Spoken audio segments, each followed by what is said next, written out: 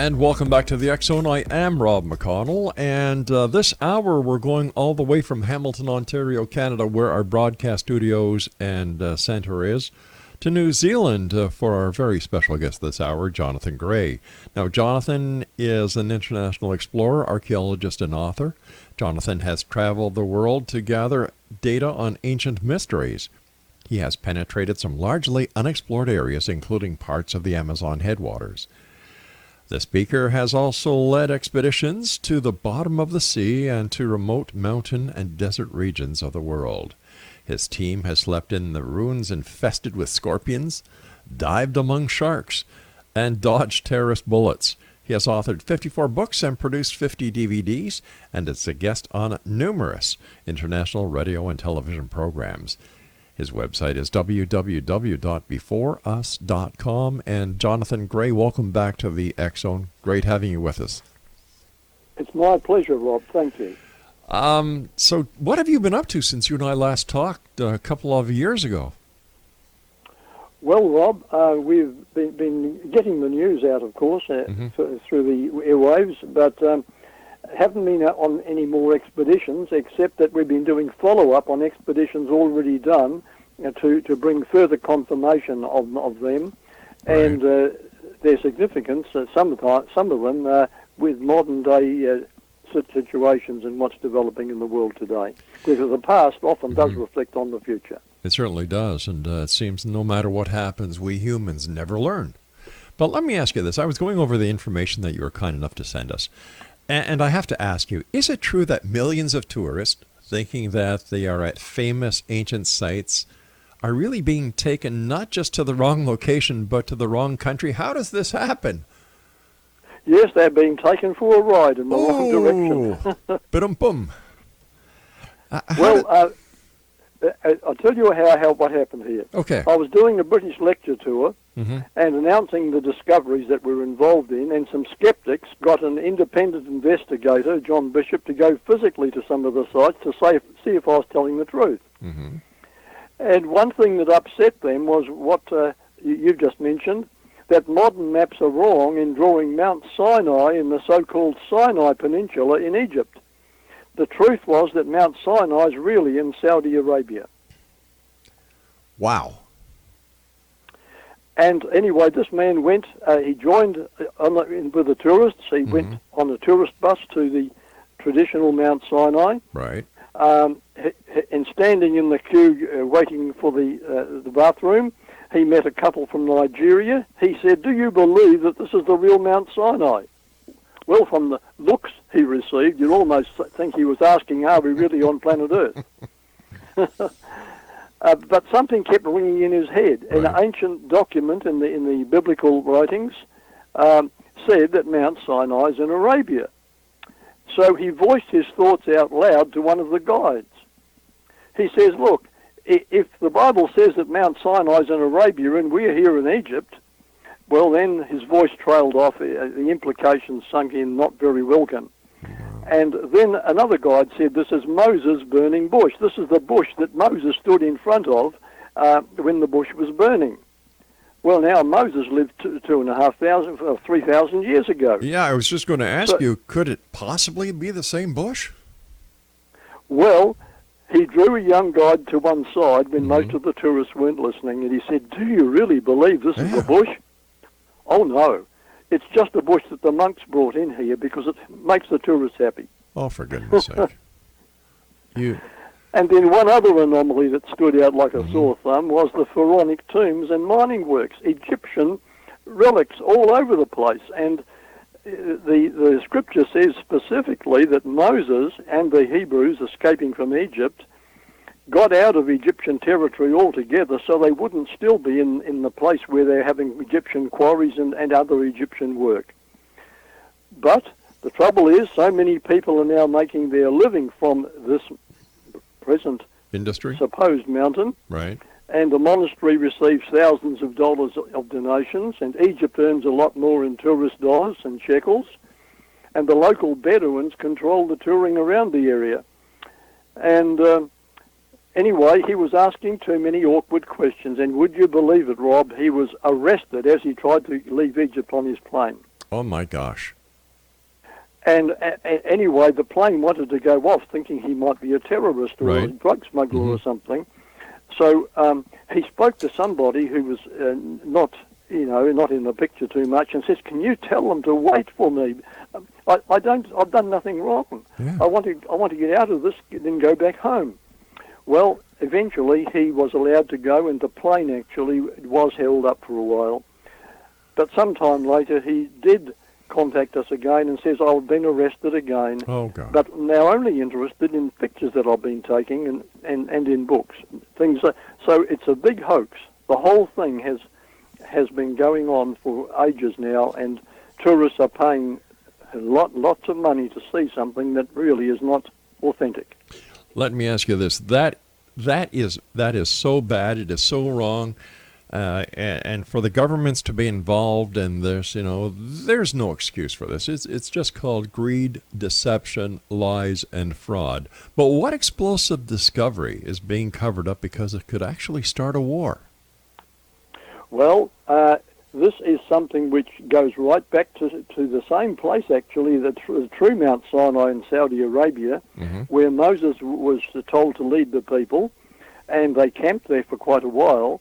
And a temple, a temporary temple called a tabernacle was built, and in that was placed the centerpiece, the Ark of the Covenant.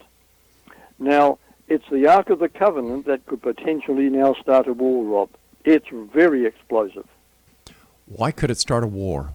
What is the significance of the Ark of the Covenant for our listeners who may not know that it could actually cause a real war? Yes, and it's for religious reasons as well as political reasons, and perhaps I should cover both those. Okay. Okay, now the purpose of the Ark of the Covenant, it was a golden chest which contained the Ten Commandments, and the covenant was described as the Ten Commandments. Now, what are the Ten Commandments? Well, really, we know scientifically that there are physical laws, and like if you jump off a roof, you'll fall to the ground. Yes. If you put your hand on a hot fire, you get burnt. Those are undeniable laws. Right. Now, the spiritual laws are that if you do certain things, you'll hurt yourself and hurt others. Well, that makes sense too. And the Ten Commandments is a list of spiritual laws which are universal laws. How we treat our Creator, how we regard Him, and how we regard our fellow human beings. And that's the religious aspect. And the fact is we've all broken those laws. And we have cut ourselves off virtually. We've sort of separated ourselves and become alienated against our Maker by wanting to go our own sweet way. And that's why the world's in such a big mess. Now, the message in the Ark of the Covenant was very simple, really, that cut off from our Creator, death comes upon us because He's the life giver. Okay? You cut yourself off from the source of life, you die, and we all die. And yet, medically speaking, there are scientists who say that we shouldn't really, we should keep on renewing ourselves because the stem cells that are released from our spine into the bloodstream go in search, and this is generally known, go in search of sick and dying cells elsewhere in the body, and they replace them. But as we go through years of living, this becomes less efficient now, and so we do die. But it shouldn't really happen. We were created to enjoy life and have a wonderful time and not be subject to death. That's what the Creator wanted. But we cut ourselves off from Him, and therefore we die. Now, He loved us so much that He wanted to do something about it. All right, what we're going to do here, I have to take a break, Jonathan. Please stand by. And this is a bit of a cliffhanger because this is a very important story and a very important fact that you're going to be bringing up, and I don't want to have to interrupt you as we get closer. Exonation, our very special guest is Jonathan Gray, and Jonathan's website is, are you ready for this? beforeus.com. That's www.beforeus.com. And Jonathan and I will be back on the other side of this commercial break as we continue here in the X Zone from our broadcast center and studios in Hamilton, Ontario, Canada. I'm Rob McConnell. Don't go away, and to each and every one of you, since we're nearly at the halfway mark in the month of December, a very Merry Christmas to one and all, and nothing but health, happiness, love, and spirituality in the year 2019.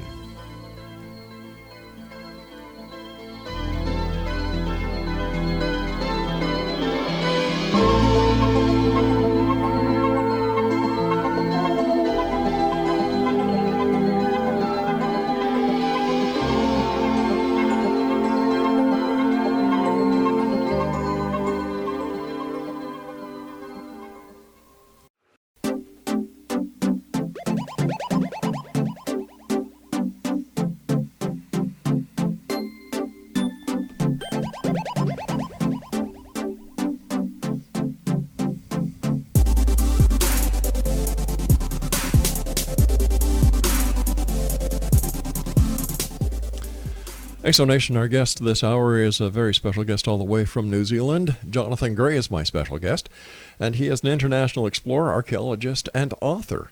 And Jonathan has traveled the world gathering data on ancient mysteries. And before we went to the break, you were telling us about the significance of the Ark of the Covenant. And if you could please continue, Jonathan, I'd appreciate it. Yes, okay, thank you, Rob. The Ark of the Covenant virtually contained this message. Firstly, that there are spiritual laws, we observe them, we are happy and we live. We violate them, the ultimate result is death. But our Creator loved us so much that he wanted to do something about that. He couldn't bear to be separated from his creation. So he promised to send, or to actually come down himself in the person of his Son, who would become human, go through all the problems we go through, be victorious where we had failed, and then take our place and pay the penalty for us so that we could be free, because the law does have penalties if it's broken. It's the same as a man's law.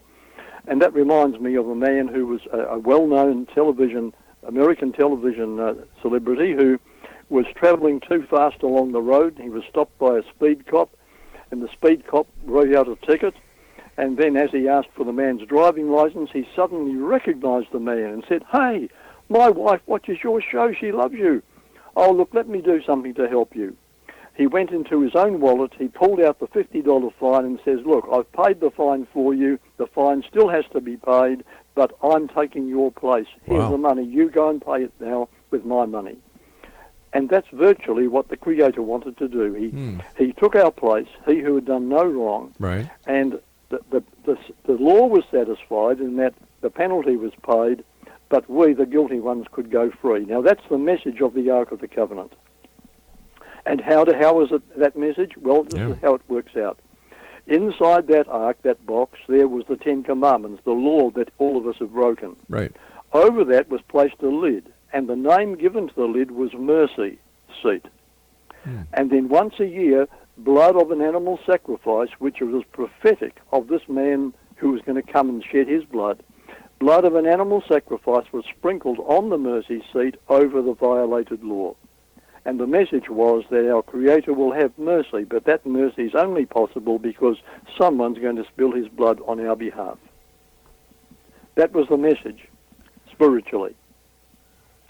Now, this ark was taken eventually up to the land of Israel as the Hebrews, who were the recipients of it, were placed in the crossroads of the world, and the plan was that they should share this with the whole world, and that's why they were put there in the middle of the three most populated continents, right there in the middle. And the city of Jerusalem then became the receptacle for Solomon's temple, which actually was the continuation of the purpose of the Saudi Arabian Ark of the Covenant. It was built to house that. That was its main purpose. Now, when the Babylonians came to the land of Israel in 606, and then came back twice more, and finally destroyed Jerusalem in 576 BC, the ark was not among the booty that they took away with them. In fact, in the Old Testament records, it tells us exactly what was taken away by the Babylonians, and the ark was not there among that. It had been so precious was it. It had been secreted away to an underground location just outside the old walls of Jerusalem, underground, where the Babylonians would never find it, and it remained lost for 2,500 years.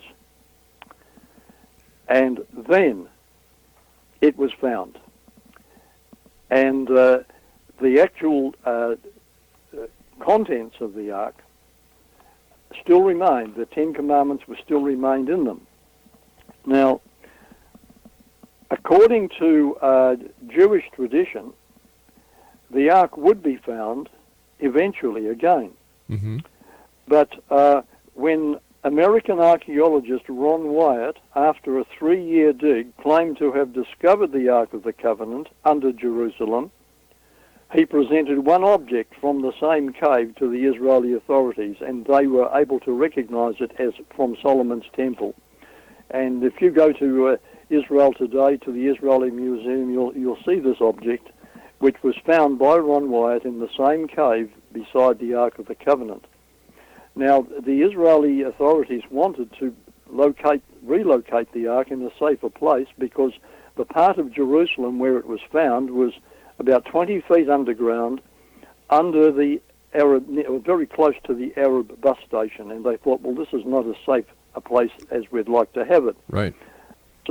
So they wanted to get it out, but first of all, the antiquities director for Jerusalem at that time, Dr. Dan Bahart of the Hebrew University, gave Ron a permit to make the digging. It took 3.5 years for him to find it, because it was a whole honeycombing of places underneath that area.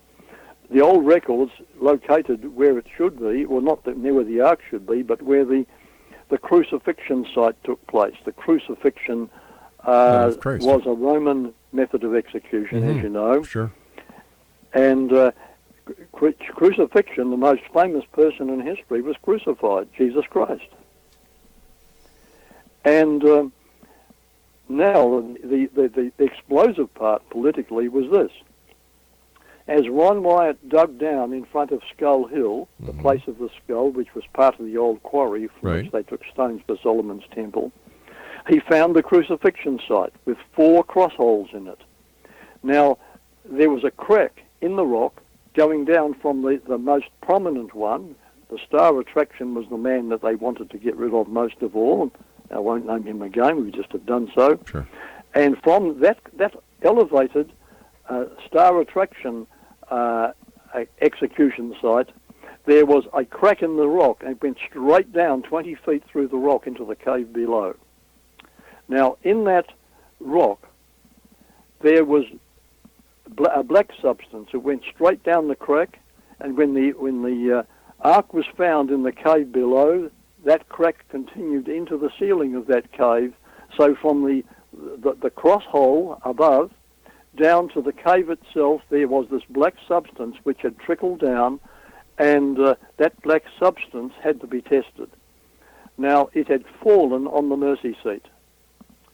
And by some strange coincidence of history, the Ark of the Covenant had been placed under the future crucifixion site, and those that placed it there didn't know what was going to come later on. And when the Romans chose that site to crucify Jesus Christ, they didn't know what was waiting for it underneath. And thereby, this amazing twist of history, the blood went onto the mercy seat over the law. And that was a message for mankind. That's right there now in Jerusalem, and still is there. Now, the blood was tested. Actually, what happened was the black substance was tested. Right. First of all, in a laboratory in Jerusalem, and then in 3 laboratories in the United States. And what was found was that from that crack there had fallen human blood. And that blood, however, was different. It had different features from normal human blood. And without going into the details of genetics, when the blood was tested, normal human blood has a total of 46 chromosomes, Rob, as you know. Yeah. And when a child is conceived, 23 chromosomes come from the mother and 23 come from the father. And the eggs produced by the female organism will be identical, containing only X-shaped chromosomes. And for her to produce a male offspring, the addition of a Y is necessary, but that can only come from a man. And here was blood that actually did not have 46 chromosomes. It had 23, which were identified as from the mother, and there was only one other, and that was a single Y chromosome, which cannot happen with an earthly father, because an earthly father would also give 23 chromosomes, not just one. And therefore, this was a male who was crucified, but he had no earthly father. And that was the verdict of the laboratories, the scientific verdict, that this person had an earthly mother but not an earthly father. Wow. Which, of course, backs up the biblical story. Yep. Now, Ron Wyatt invited my wife Josephine and me to privately examine the blood analysis certificate at his home in Nashville, Tennessee. And the reason I mention this is quite important, because it demonstrates his willingness to back up the truthfulness of his claim concerning the laboratory testing. All right, hold on. We're going to have another break here, another cliffhanger. This is an amazing story. This is truly earth-shattering. And Jonathan, please stand by. Thank you so much for coming on the show and joining us, and for sharing this information with the world tonight. Thank you. My pleasure. Exonation Jonathan Gray is our special guest, and his website is beforeus.com. And Jonathan and I will be back on the other side of this news break as we continue here in the X Zone from our broadcast center and studios in Hamilton, Ontario, Canada. Go away.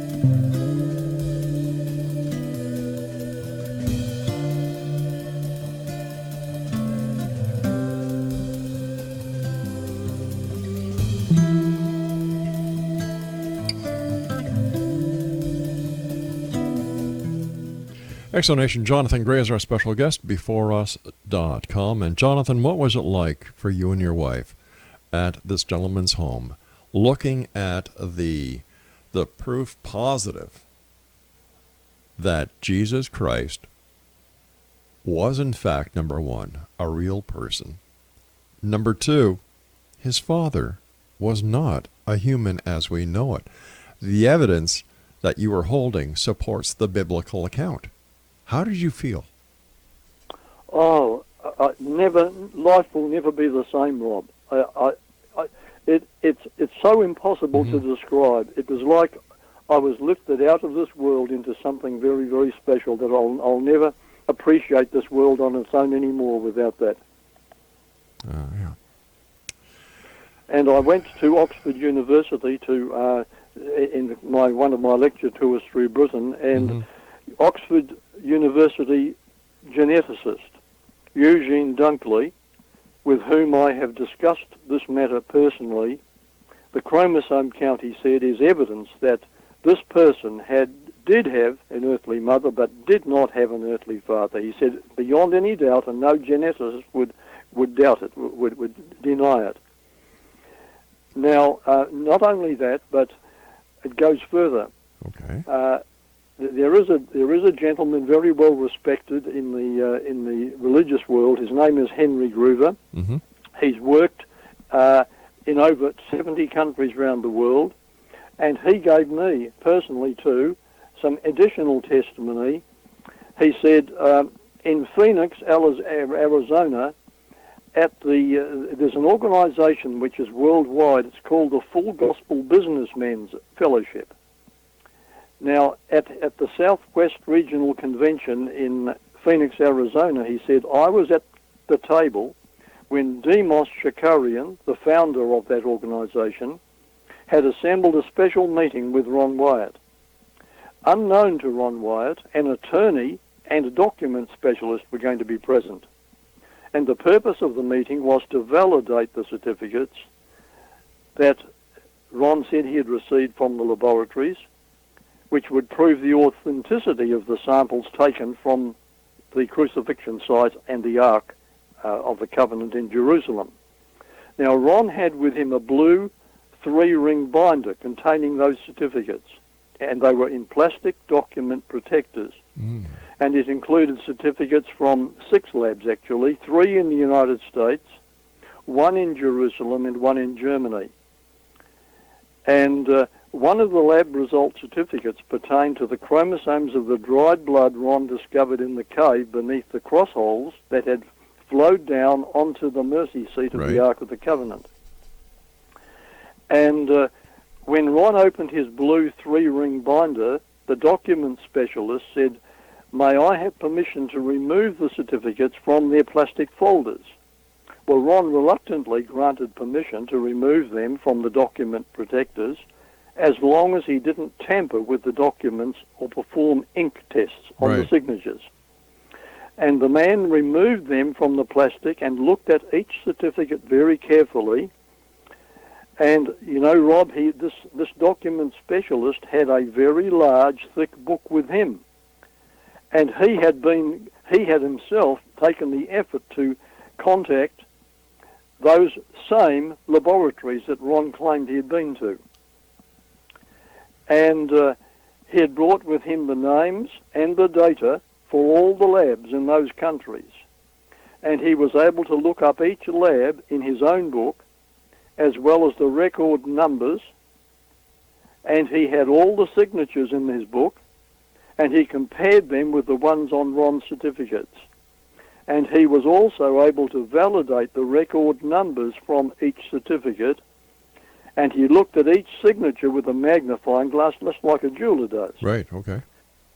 Now, when he had finished examining each one carefully, he said this: "I would verify the authenticity of these documents to the top court in the United States." Wow. Now, he was a registered document specialist in the United States at that time. Now, when Demos Shakarian heard him say that, he just smiled, and then he said, "Ron Wyatt, I want you now to be the keynote speaker at our upcoming fellowship conference here in this city." So there's some further validation apart from what I've given myself. With all this information that you have, yes, and the authenticity of the certificates, as well as the contents of the certificates, have been validated that, you know, this was the person who bled Jesus, had a mortal mother or a human mother, but the fact that the father, by all means, seems to have met the criteria of God.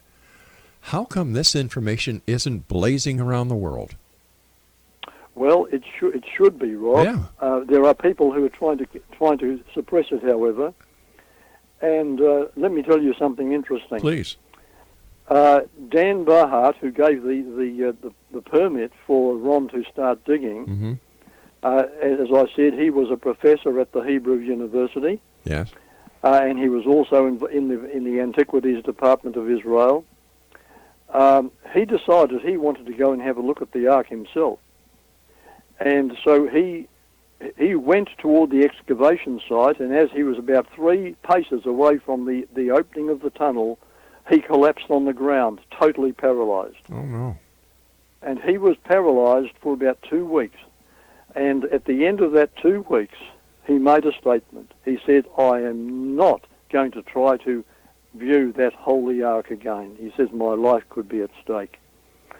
Now, However, the government, the Israeli government, wanted to get this moved out.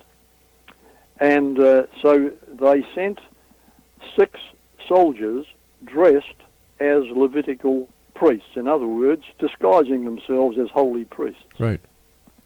And they went in from the northern, there's underneath actually, near the Damascus Gate, which is on the northern side of the old Jerusalem area. Mm-hmm. Just a few feet further to the east of that, there is a little doorway that goes under Jerusalem, and it's the rest of the quarry from which Solomon's temple stone was quarried, and it's a huge cavern now.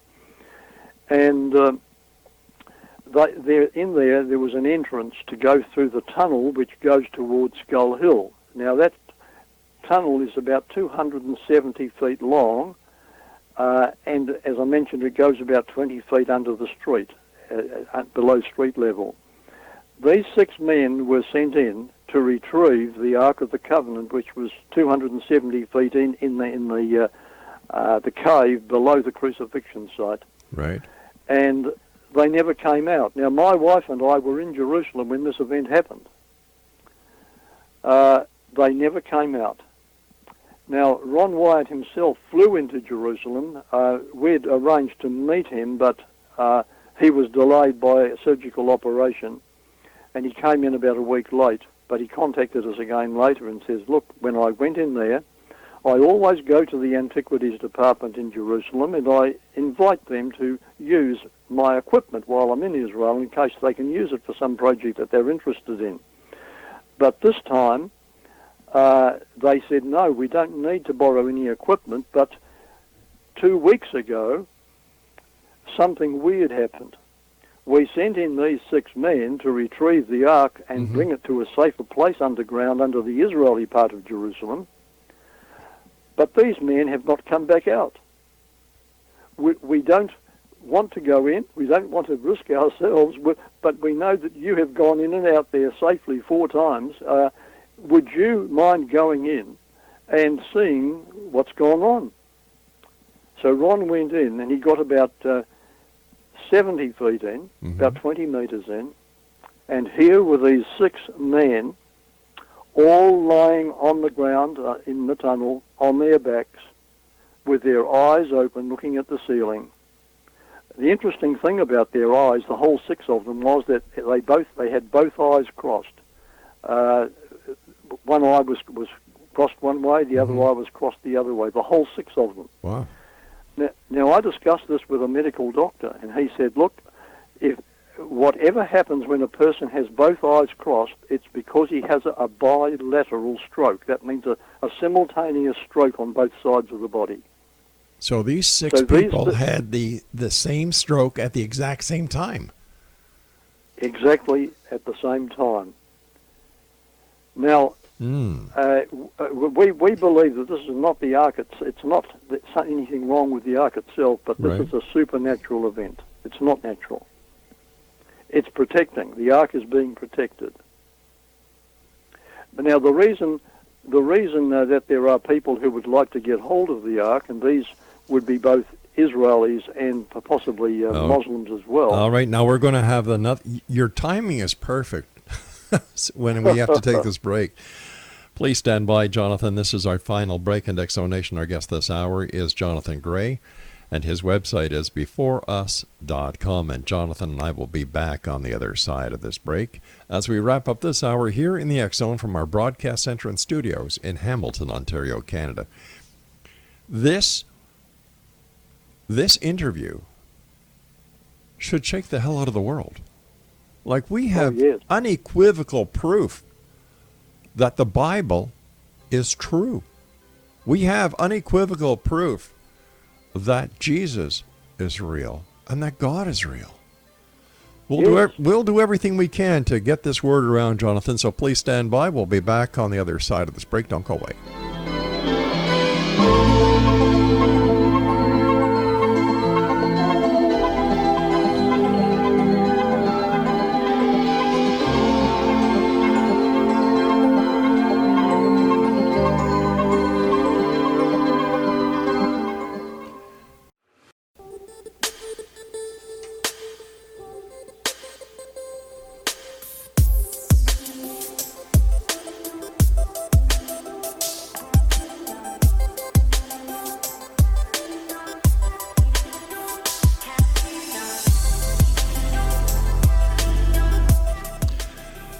Welcome back, everyone. As you may know, the tag for this show is Searching for Answers, Demanding the Truth. And what you're hearing this hour is the truth. Unequivocal proof that the Bible is real, number one. Number two, Jesus walked the earth. Number three, God is the Father of Jesus. And number four, there is a unified suppression that is being perpetrated so that this information does not get out. Well, we're going to do everything in our power to get this information out. And Jonathan, I want to thank you so much for bringing this to our attention and to getting this message out there. And Jonathan has a book. It's entitled Ark of the Covenant. It's available on his website, beforeus.com, as well as the book is available on Amazon. As always, Jonathan, it's always great having you on the show. Why is this information being suppressed? Who is suppressing it, and why? Very good. Okay, now the Israeli government is trying to suppress it.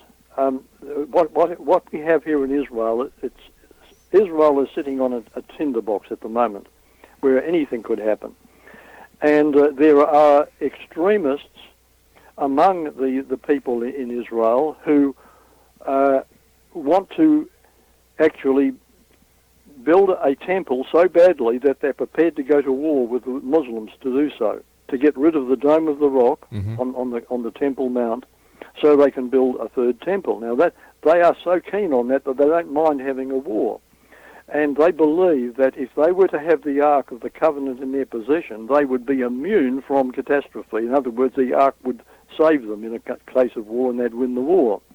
And then they would put it as the centerpiece of their temple after they've destroyed the Muslims, who would be outraged by their attempt to destroy the third holiest Muslim site in the world. Right. Now, they're willing to do that, and the Israeli government's very nervous about it. And they did put out a rumor some time back that just to test the waters to see what the result would be. And the rumor was that the Ark of the Covenant has been found.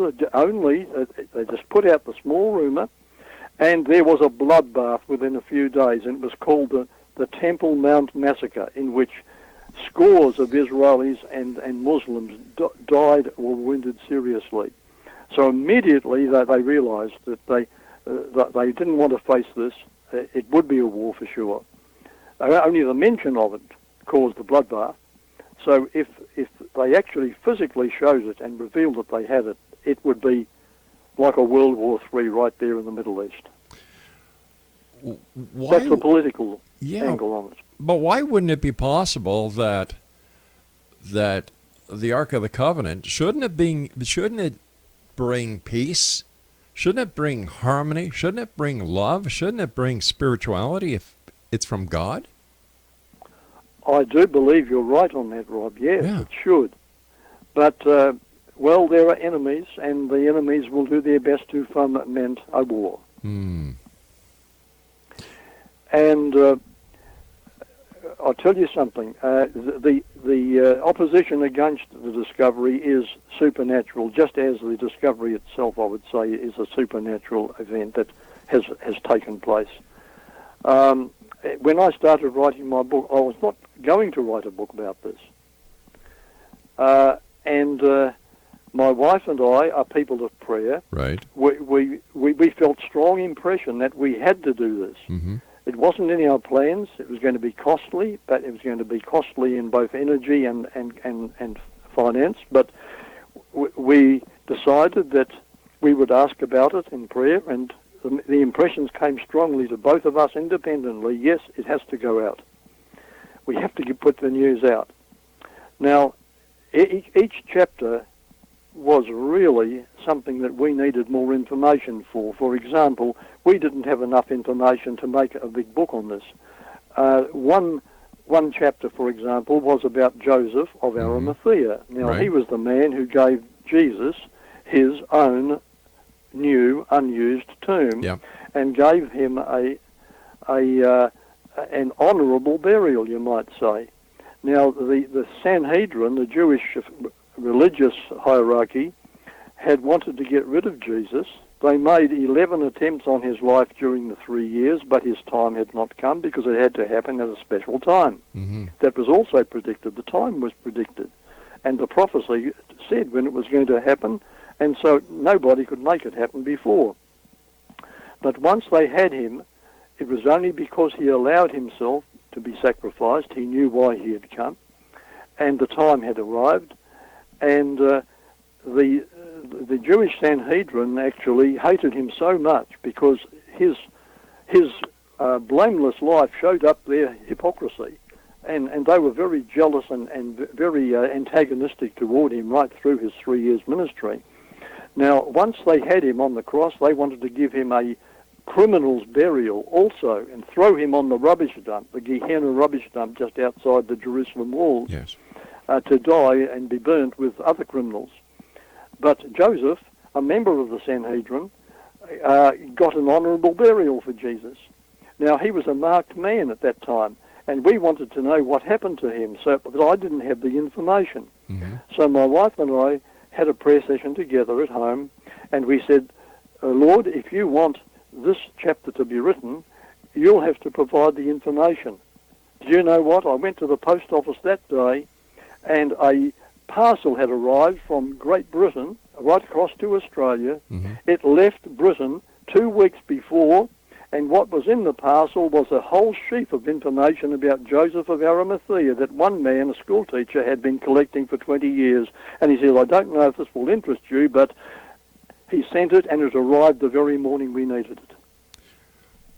What did Timing, impeccable. It is, but what happened to Joseph? Joseph actually was arrested by Saul Mm-hmm. of Tarsus, and Saul got another dozen people and arrested them, close followers of Jesus, and arrested them as well, took them down to a boat at Jaffa, took away the sails and the oars from the boat, pushed them out to sea to die, and this way no one would get the blame. They just went out to sea and they died themselves. But Joseph actually, being a wealthy man and also having had a fleet, he knew the Mediterranean well. He ended up successfully with his companions on the south coast of France. From there he went to Britain, to Cornwall, to a little place called Glastonbury, where he used to have contact with the people before because he was wealthy from the tin mines of Cornwall. And he then began saying that the Messiah has come. And the whole of Britain accepted it because Joseph actually was talking to people who had the prophecies already, but didn't know anything about Jesus Christ having risen from the dead until Joseph came to England and told them. And the Joseph story is an interesting one. I'm going to write a book, and I'm calling it the man who needed 2 graves, because he'd need a second grave since he gave his first one away. Right. And it's a very interesting story, Joseph of Arimathea. He ended up in Britain, and he was the result of Britain becoming the first Christian nation. Isn't there also a connection between Joseph and the Holy Grail? There is said to be, but I haven't been able to confirm it. So what do we do with this great amount of information that you have? You know, the information that proves so very much, Jonathan. The information that will turn hearts that are rock into hearts that love and will live again, because everything that is in the Bible is proven to be correct. What do we do? How do we get this information out there? Well, I think, Rob, you and I may be small fish in the total sea, but if we can tell others to share it as well, this is not about selling a book. It's not about money. I understand give it away. And this should go out free to everyone. Mm-hmm. It's information. It's so precious and so valuable. It's earth-changing. Yes, it is. It's earth-changing. And I'll tell you something that happened to the book. when I was giving a lecture in Australia at a place called Emerald in the town hall. A husband and wife travelled 200 miles just to come to a 1-hour lecture. This was about the Ark of the Covenant. Right. They went home. The lady took a copy of the book with her. Her husband went to work. Her little 6-year-old girl was at school. The mother decided to pick up the book, and suddenly she felt it being pulled out of her hands by an invisible force. And a voice came and said to her, "Mom, you don't want to read that rubbish. Let me throw it away for you." And he threw it across the room. The book was snatched out of her hand and thrown across the room. Now, when she got home, she told her husband the scary thing that had happened. Right. And she was sitting at the standing at the sink washing the dishes, and suddenly she felt hands around her waist, and she was lifted up toward the ceiling, and she was physically in front of her husband and in front of her little 6-year-old daughter, thrown across the room. Jonathan, I hate to do this, but we're out of time for tonight. We'll get you back on in the very near future so we can work together to get this information out there. But until then, my friend, thank you for all the great work that you do. You will be blessed. And all I can say is thank you from the world. At Exo Nation, if you'd like to find out more about our guest this hour, Jonathan Gray, his website is beforeus.com, and the name of his book is Ark of the Covenant, and it's available at amazon.com and other places. We'll be back on the other side of this break. Don't go away.